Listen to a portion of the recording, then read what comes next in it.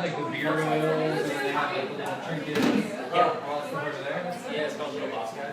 Yeah. Yeah, so it's like, I got going there. I got a couple different boutiques around like the parks and stuff like that. So just don't move. Yeah. Spread it out. You know, it's pretty cool. Probably. I was pretty happy when I got it.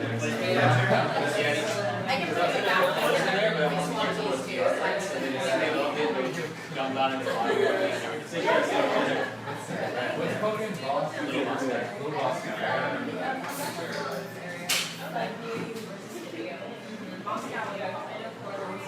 Trying to get Little Box Guy. I like it. Little Boss Guy. It's got the like the website on there. Oh, nice. That's cool. It's nice. I just moved up here. Alright, I'm gonna walk around. I'm the Snapchatter today for the Oh, thanks. Oh, thanks, man. I don't have a card. Robert? For me. I'm freelance right now, trying to learn stuff. So I'm trying to like get myself out there. You trying to get another design related or? Yeah, I really like to get into a business that's already like set. But I've heard this place has been around for like years. Yeah, I think it's like coming up on 12 years. Place up there? I just started here about a year ago. Johnny started, he told me, the guy who's exactly the owner there. Oh, really? Yeah. He started it like 9 years ago or something, like right out of college. You know, we saw the need for web design, because like 9 years ago, you know, it wasn't like so obvious and so much better. You had to do store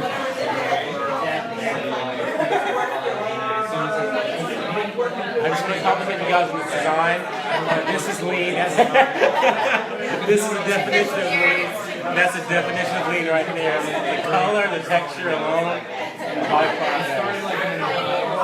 Recyclable, too. Yeah, eco-friendly. There you go. Green. You know, building complexes. This is very much like, in a house you feel more like home. It doesn't feel so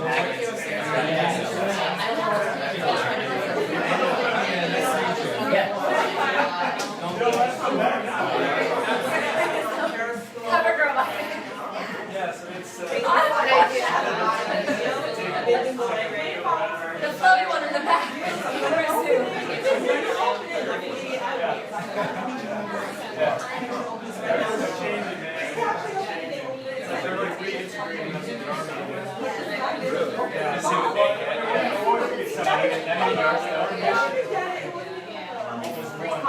All right, hello. Welcome. So, I'm Johnny, CEO and founder here at Designzillas. So today I've got the privilege to really talk with you guys today about turning your website into lead generation monsters. So, really I've been doing this for 10 years. It's my passion. I love helping brands really navigate the online space to help solve problems for their users and ultimately convert those users into business opportunities for our clients. So hoping that you'll be able to take a few things away from today. That being said, I'd love to kind of get to know you guys and what you do and what you're looking to get out of today. So anybody mind kind of throwing out who you are, what you're doing, and something you'd like to see out of this discussion? Sure. My name is Corley McDonald. I'm a software engineer at Lockheed Martin. I'm also a co-founder of a translation company here in Orlando called Linguago. Very cool. Excellent. So how can we help you today? Well, we're in the beginning stages, and we're both learning as we're going, and as we are learning, we do realize how important SEO and online marketing is. So we hope to get a little bit of good knowledge out of here that we can apply to our website and to our business. Awesome. Well, Thanks. anybody else? Yes, I'm Robert DeWitt. I'm a freelance front-end web developer. I live down in Davenport, so it's not too far away. Let's see.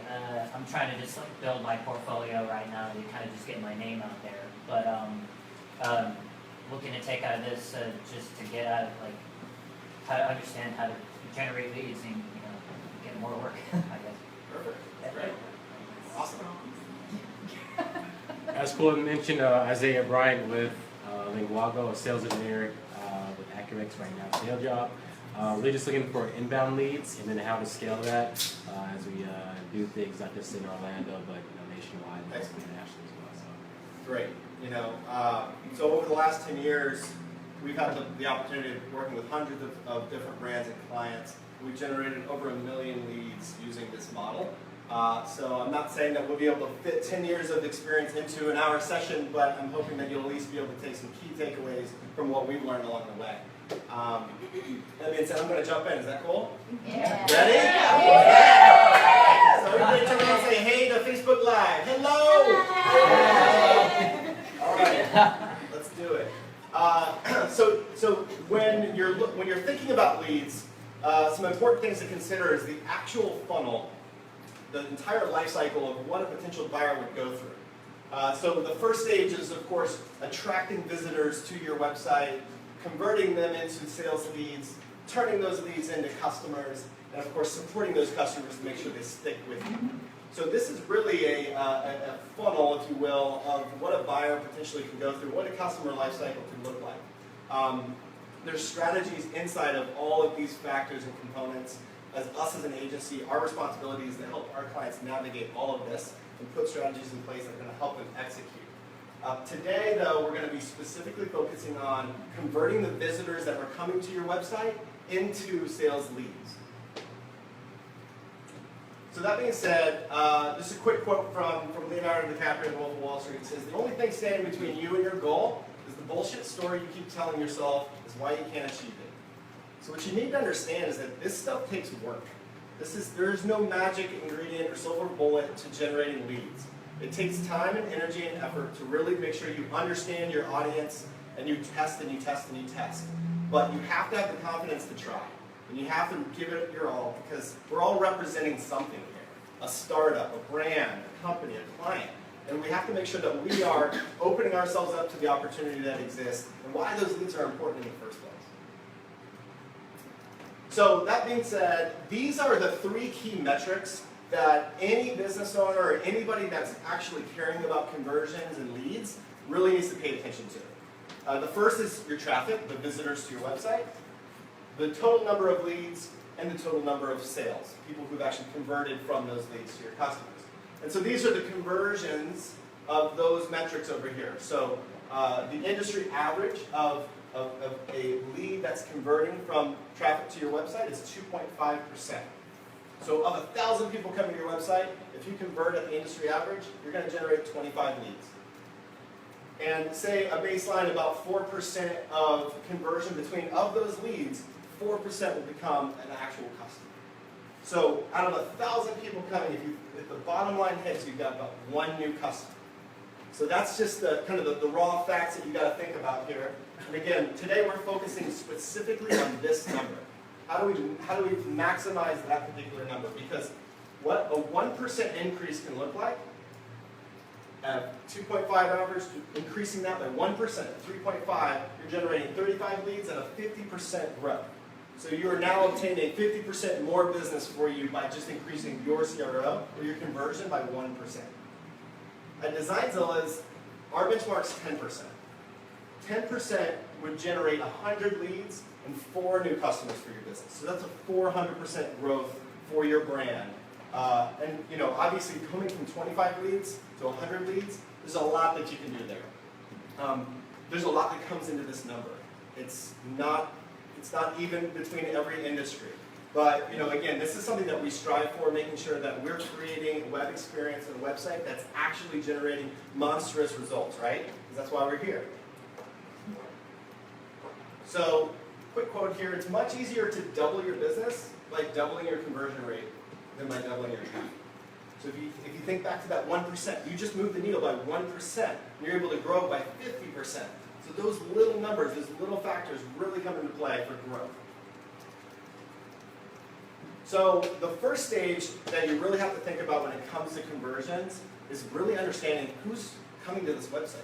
who are my customers? Who are my buyers? So what I want to do is just take a quick second to really talk about how do you understand that.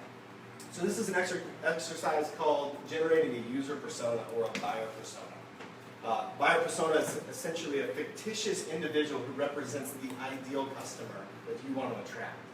This allows your content team, your design team, your development team, everybody who's going to be working and operating to fixate on this particular individual to help make key decisions on how to improve your website to attract more of this particular individual. So this is a sample of Sample Sally. She's the head of human resources. She's been at the company for 10 years. She's female, aged between 30 to 45. She's a calm demeanor. She has personal assistant screening calls. That's kind of her communication method, is that she likes to really kind of receive that kind of material in an email format. Some of her goals as an HR lead is to make sure that her employees are happy and turnover is low. That she's supporting her legal and finance teams. Some of the challenges is getting everything done with a small staff, rolling out those kind of changes to a company. So she can really see how we're actually starting to dig into the demographics and the psychographics of what this particular person's feeling, what their goals are, what their challenges are, who we're actually trying to help. So that way we can see what can we do for them, right? So our business is here to help make it easier for them to manage all their employee data in one place, or to integrate with their legal and finance teams. Basically aligning with those goals and mitigating those challenges. And then, some real quotes. It's been difficult getting company-wide adoption. Had to deal with so many painful integrations. You know what those challenges are of her actually coming and buying from you. So it's important to just organize all this information together so you know exactly how do you communicate, how do you persuade someone, how do you build trust and authority and credibility. And just understanding what are those objections, what does this look like. And then, so you basically develop an elevator pitch and a marketing message that's going to align and communicate with that particular individual. So it's a relatively quick exercise, but it's very important for everybody to go through just to visit and understand who are we talking to, who's on the other side of this screen. So I'm going to send out the keynote presentation at the end of this meeting, and there's a free template for you to fill out to actually walk through this process. Great exercise, like I said. But again, step one, who are we talking to? Because once we've identified that individual, it's about finding the right fit for our company. We don't want to just generate 100 leads and those be the wrong leads. We've got to make sure they're the right fit for our company. And it's the opportunity for your brand to start building trust and building that credibility with your audience. You communicate the value of what your product and service actually provides to that individual. And you're putting yourself in their shoes. You're really actually making decisions and you're seeing the website through the lens of that particular individual. So having asked one woman to marry me, and that one woman saying yes, gives me 100% conversion rate for that. So again, that's about making sure you know your target. That's my target right there, everybody. And making sure that you understand who they are and that you're focused on conversions, right? Sound good?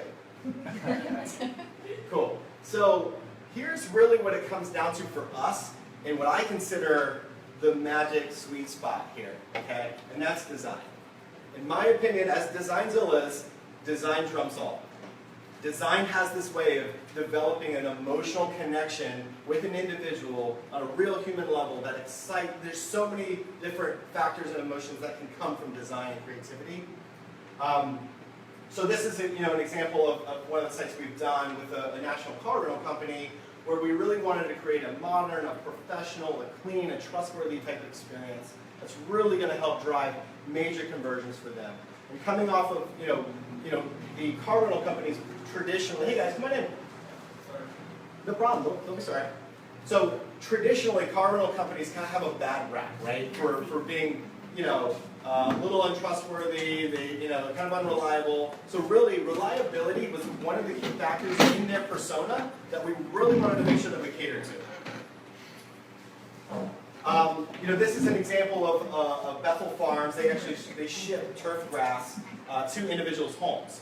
But this is where we use emotional states, right? Of saying to yourself, wow, I want to be that family. I want to see my son run in that grass barefoot. From our home to your home. It's about design. It's keeping your attention. It's drawing you in. You are engaging. And no matter how creative you can get with calls to actions and forums, if your connection's not there, if you're not able to connect with that user emotionally through design, then you're missing out on unlocking this potential.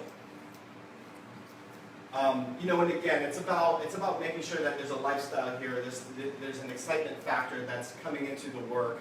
That, you know, we could position this call to action on any type of page, but because, you know, we're able to, you know, draw the user in, identify with this person, feel a part of this clothing and this apparel brand, to the point where you want to take action, you want to buy, you want to be that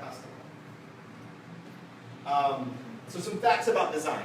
So yes, design looks great, but here's some actual data. 75% of users admit that making judgments about a company's credibility based on their website's design. So 3/4 of the people coming to your website, they're judging you.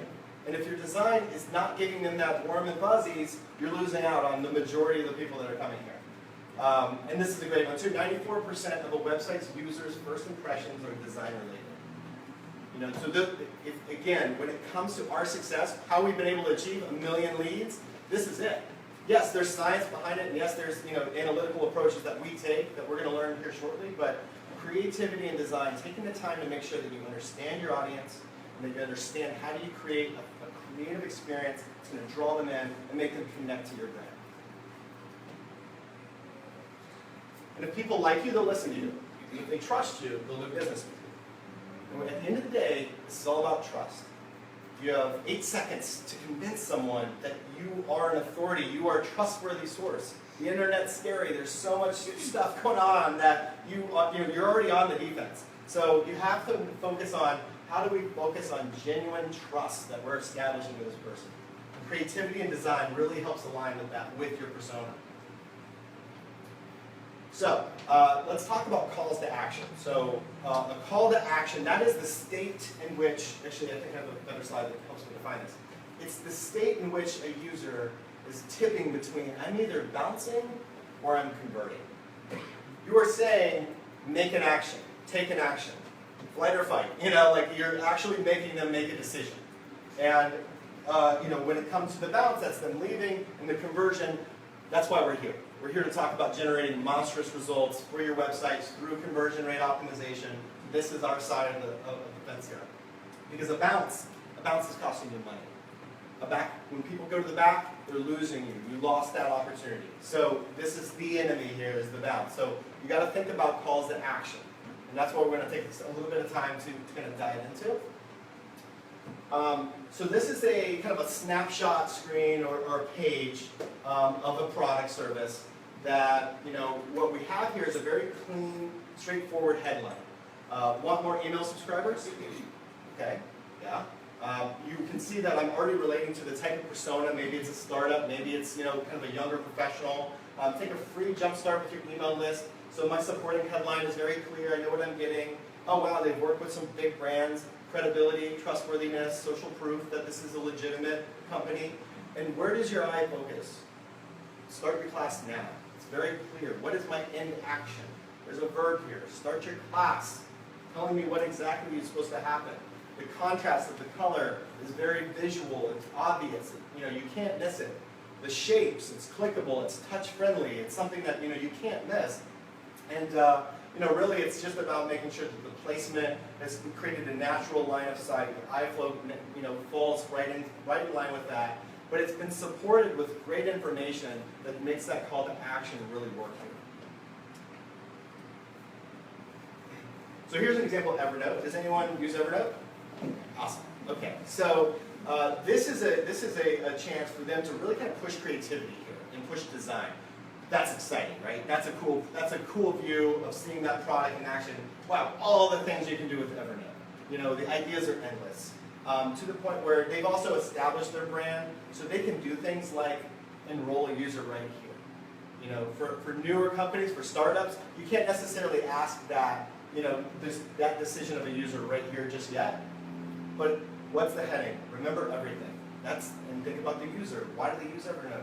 They forget things, they write down in notebooks, and they lose the notebook. It's something that's like, wow, that's my pain point. I always forget things. This helps me remember them.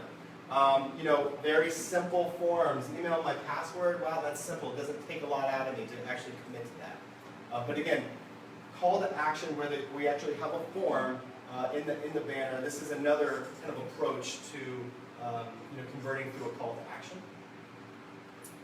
This is Teamwork. It's a project management tool that we use. Really, again, from the heading, high performance teams run on teamwork. And as a project manager, who doesn't want their team to be high performing teams, right? Like that's what you want. That's it. At the end of the day, you want your team to be, you know, the highest performance that you can gain. But the call to action, again, the natural eye flow, the contrast of color, get started now, you know exactly what's going to happen. The shape is different, the color and the treatment and the placement. That's what a call to action should do. That's when you know it's generated success. So some stats. This is some experiments that have been done using, just focusing on just CTAs. So this is essentially an e-commerce store that had an add to cart button, and the only thing that was done here was changing the color and the shape of this button. And just by doing that, there was a 35% increase in conversion, just from a call to action button.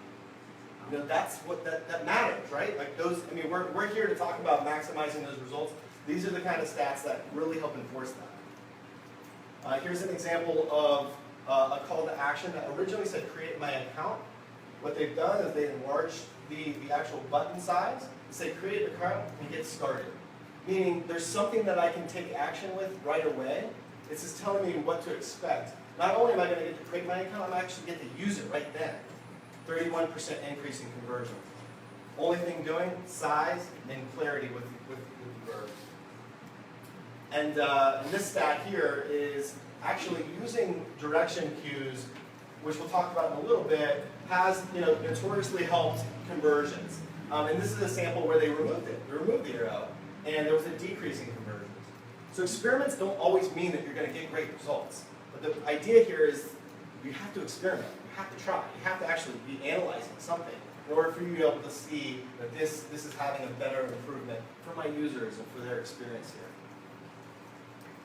Okay, so there's two different kind of formats here when we're thinking about your call to action. First is above the fold, and the second is below the fold. And we say the fold when you load up your website on your screen without the user having to scroll anything past where you're currently at, that's your fold. And with responsive web design, different devices, the fold's hard to predict because of device screens and resolutions. But traditionally, this is kind of the format here is, where do you place your call to action? If that's the deciding factor, if you're going to bounce, you're going to leave, this is very, very important to know where do I need to position. So first we're going to talk about above the fold. So this is kind of the anatomy of a well-designed page that's here to convert.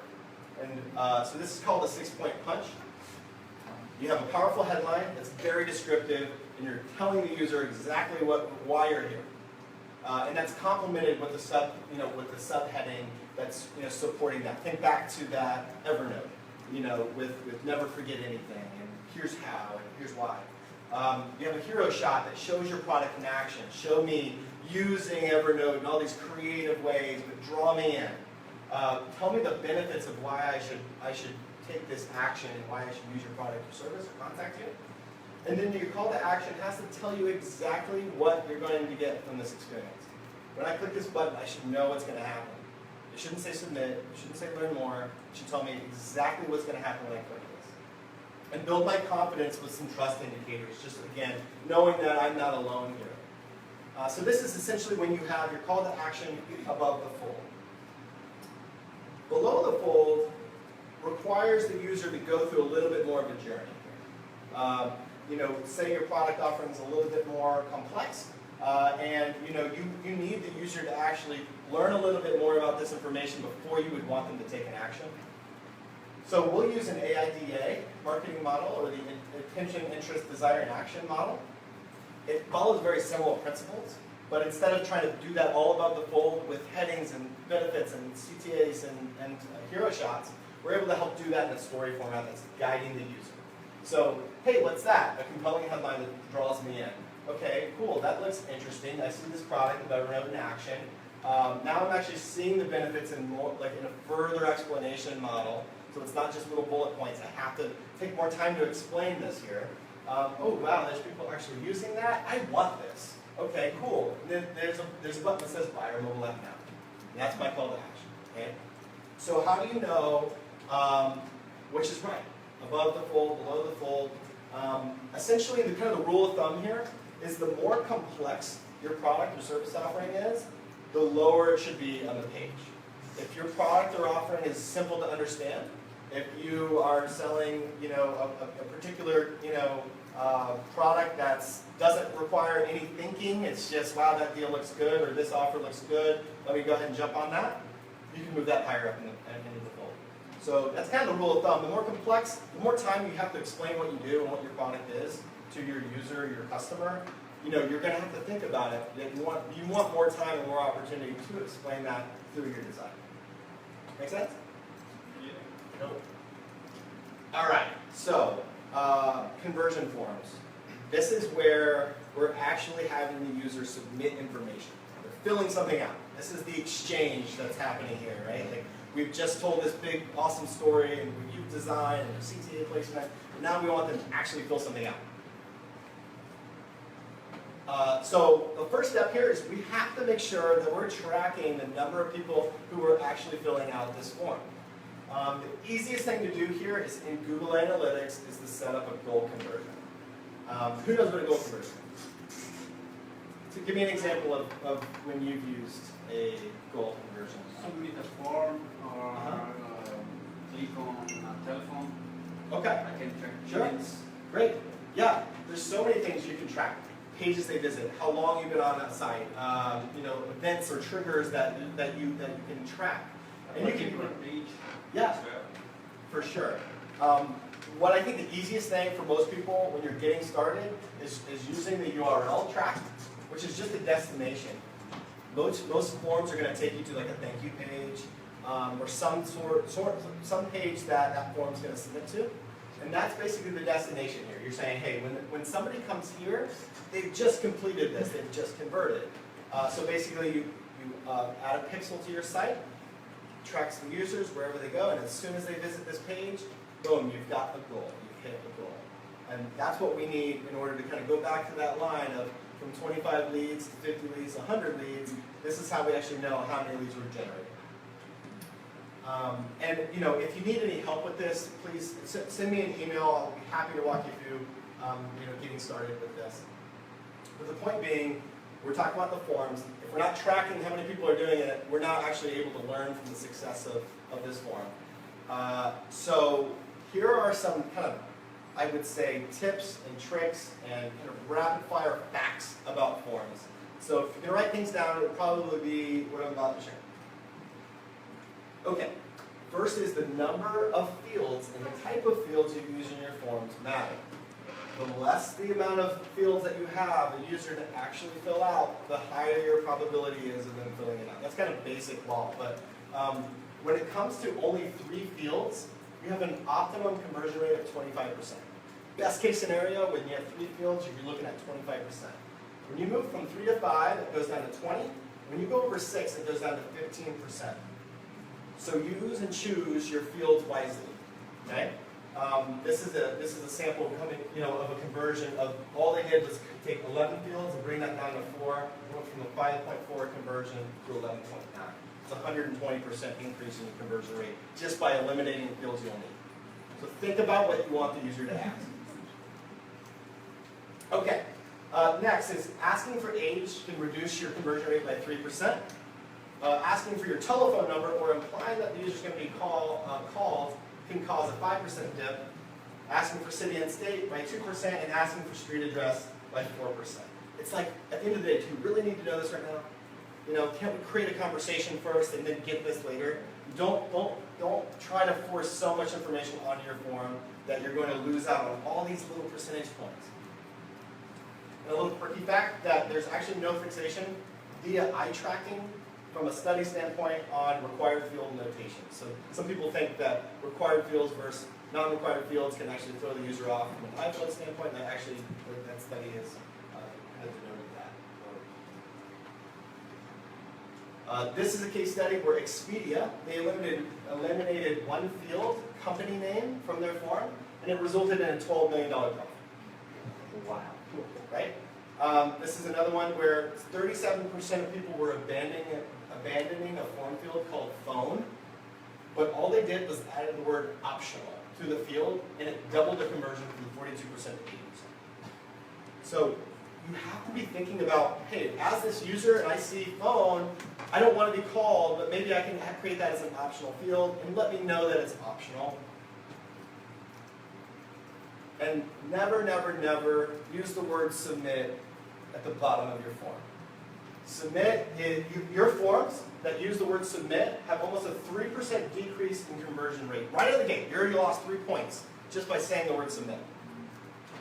So there's some options, click here, go. This is in comparison to submit. Think about what's going to happen when the user actually fills that out and tell them. Okay, so wanted to share a couple examples of some really well done pages. So that way we can really kind of dissect this a little bit and talk about what's working and what might not be working so well. Okay, so similarly to our 6-point punch, the heading is very clear as far as, you know, hey, this is a course, landing page conversion course. Cool, that sounds interesting. And where does your eyes naturally get drawn to? To this? So what drew you in? The arrows, right. So directional cues. Directional cues really help. And then what do you guys like about this, or what do you think is done right about this? Simple, okay. So as in the fields we're asking, limited, 2 fields, first name, email. Good. I can fill it out in 2 seconds and be done with it. Okay, so it's fast, so you're preserving your time. How does it say submit? Excellent. So what's going to happen when you fill this out? I'm going to start my free 30-day landing page. That's right. You know, and again, the placement of your call to action of your form, it's, you know, it's in the forefront, it pulls you in. There's a clear privacy statement too that's just saying 100% privacy is guaranteed. That's nice to know. But it's not overly designed. It's simple. It keeps, you know, it lets me know what exactly I'm getting into. Here's a different example, and I'd really kind of love to kind of get your feedback here. Knowing what we've just kind of went through and learned, what do you guys think is done right, or what do you think could use some improvements here? I don't think there should be anything under Under the form? Why is there a free prize draw? Okay. Great. Okay, yeah. So 2 great questions. Why download, right? So what exactly do you think this form, at glance, what did you think you were going to, like when you fill this out? I think it makes sense if you see the entry free prize. But Right. download seems to me always like, oh, I gotta fill out more additional stuff, which I don't want to. You know? I thought I was getting wine investments. Okay. Yeah. Great. Too many things to do as well. It's the Yeah. form and then doing something else. Winter free prize. What is free prize? Like you said, like there's so much. You know, the thing that really threw me off on this was actually a design that was in a site that said that was really like what converts well, like a best practice site example. But when I actually looked at it, I said, well, I'm looking at wine investments, but you're saying download. That was the first thing I said. And then I looked up and it's saying, oh, download your free brochure. It's like, wait a second, where's the brochure? And now I'm clueless. And now they're saying free prize draw. You know, like it's kind of throws me off because this has nothing to do with this. You know, it just feels like they kind of decided like, hey, we need to kind of like mousetrap somebody and place this form here. So they lost my trust, right? I don't trust that they want me to actually engage in this wine investment, and they just want to get my information. Very good. What about this one? What? It's Is loud. there anything wrong with this one? It's loud and I don't know where. It's the 90s. You don't get drawn right here? Is this real? It's the color. Yeah, No, I they still mean, listen, yeah, they do exist. But they don't all have to look like this to really be, you know, a bad form of conversion. So, So here's another example. Yeah, right. Here's another example. This is from an airline, and this is what they prompt you with. So again, love to kind of hear some feedback and critique. I don't feel like filling that out. Okay. I think the two comments makes you don't want to fill it out. Okay. Great. I don't want to do math or. You don't want to do algebra? Are you sure? Just take a double check. Check if you're not wrong. Right. There's three check boxes. 1, 2, 3. Usually they automatically check one for you. Okay. Yeah. Usually the math is 2 plus 2. Right. If they make you do Yeah. that. That's great. Yeah. Yeah. For sure. Enter. Enter. Enter. Enter where? Where are you Where am I going? going? What am I entering? So, I see a good thing.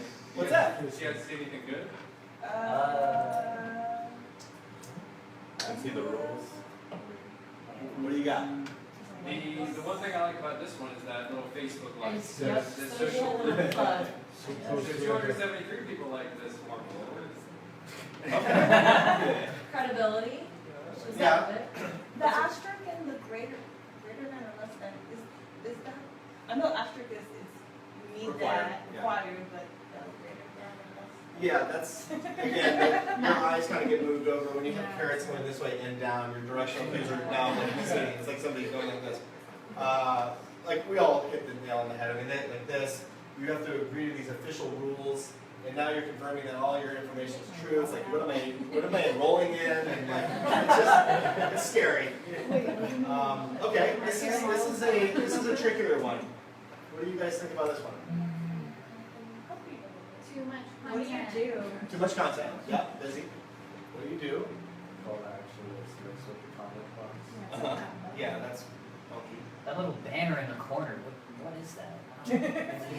Ask them about their pilot program. I'm used to banners being you want an award, like you want an award. Yeah. Let's go get it. Yeah. What's something that they're actually doing okay or doing right? They have the logos for credibility and testimonials. Great. Perfect. Feature clients. Yeah.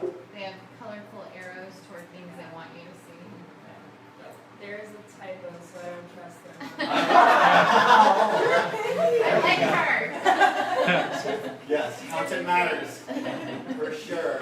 You know, they were actually using that 6-point punch, but what they ended up doing is like Danielle, you mentioned, they cluttered it with so much content. You don't really know where to focus. You're drawing credibility, but at the end of the day, what is a mobile campaign? It's complex, right? So then it comes down to, are they ready to fill this out? If you have to educate me on what is this mobile campaign and SEM platform and their pilot program, there's a lot of things that happen here. So if I'm faced with a choice to fill this out or to leave, I'm probably going to leave. Like you said, submit and this combined. You know, Phone number is required. Yeah, phone number's required. Yeah. What is required? Everything's required. Right. Yeah. Most things can be accomplished with first name and email. Like those are the things you need. Like sometimes you have to call people, but like first name and email, you'll find that most people are willing to exchange that. Okay. And similar to what I just mentioned, my big gripe here, as we've kind of talked about the submit, saying submit, there's really no clear picture here. And this is complicated stuff. Expense management, I can't just watch a video and expect me to convert here. So poor placement of your CTA and engaging the forms. And then this is kind of the final one. What do you guys think here is right, wrong? There's a lot of white space. Okay. I don't, yeah. I think we're used to forms being either centered into the right. Okay, yeah, left justified form, that's not common. What about putting your phone number there? Is that convenient? Can I click on it? But how about the idea of a phone number on a contact page? It does help. You know, some people like to contact people and businesses in different ways. Think about when you go to a hardware store or a grocery store. and you're looking for, say a hammer. There's people that are going to walk down, they're going to look down the aisle and say, all right, aisle 3, that's where hammer is, I'm going to go find it, and I find my little aisle, and I get my hammer, and I get done.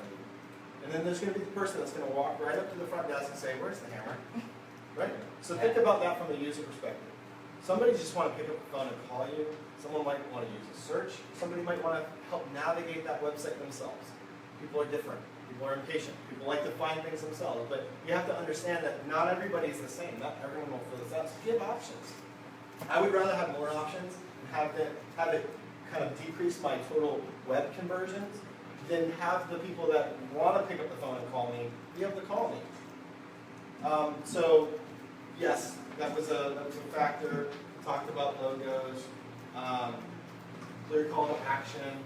So yeah, there's definitely some positivity here, but there's some areas of improvement. Design is kind of the one thing that I would say here. There's nothing really exciting. You're showing me like what I would gain from this. Yeah, I would say imagery-wise, like you mentioned before about having like the best of farms one where you have that emotional connection right away.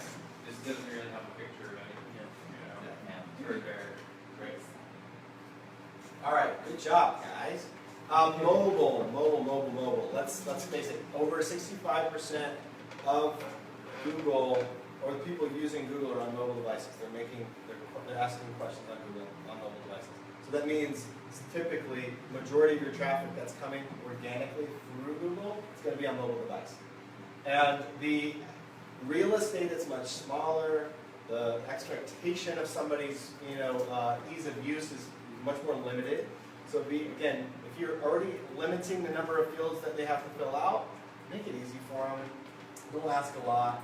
And if you also think about like a contact page, people want to know how to get to you, how to call you. Just make it very, very visually easy for them to engage with your brand on mobile devices. That's something that's overlooked a lot, and nobody wants attention zoom anymore. We're kind of past that. Okay. Are we ready for some ferociously awesome hacks? Yes. Of course we were. All right.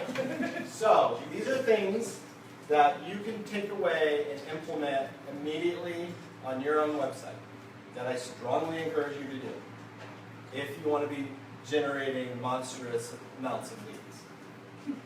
Okay. First, Hotjar. You don't like Hotjar. We'll get back to that. All right. So Hotjar, for the masses, except for him, provides relatively free, based on the free account.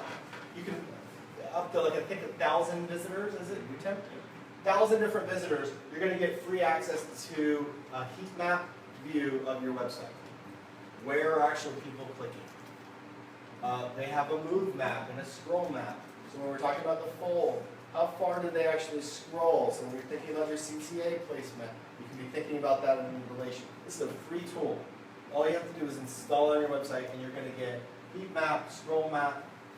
Oh, there's one. There's funnels.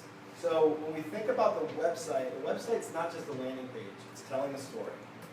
And typically people are going to have to navigate that story. From, say, a home page to a pricing page, to the register, step 1, step 2, and take you to the dashboard. So this is a funnel, kind of a desired funnel that we would want the user